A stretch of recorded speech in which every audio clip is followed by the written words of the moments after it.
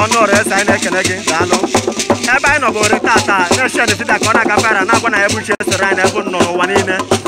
life and direct Igbo culture is so beautiful and lovely ọ bụ na ịbụ onye Igbo bụrụ onye Igbo na-adị mma na-eche vidio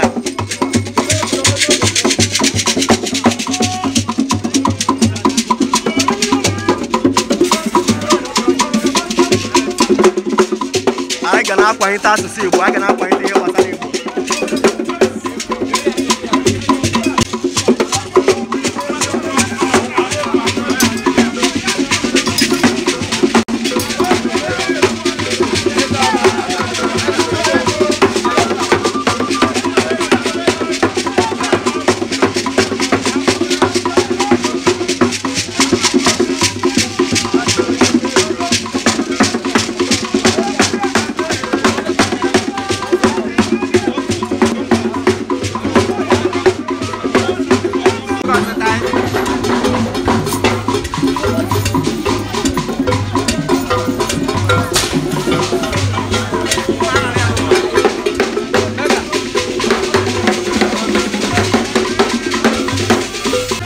ikiri vidio ndị ọzọ anyị na-akwanyite omenala Igbo na mmemme ọbụla a na-eme n'ala Igbo nwere ebe anyị na-adị eji n'anya fụ na Anambra steeti ka anyị nọ tata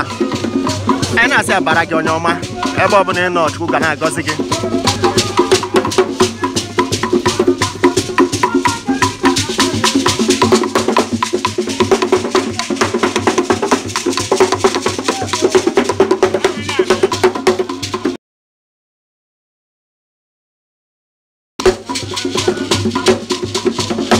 ọbịa na-arụ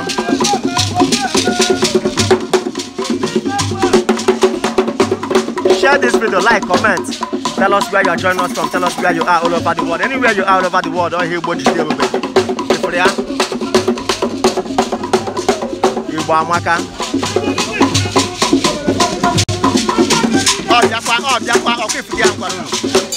hey, wayo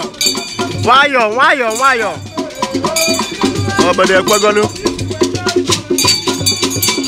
Igbo amaka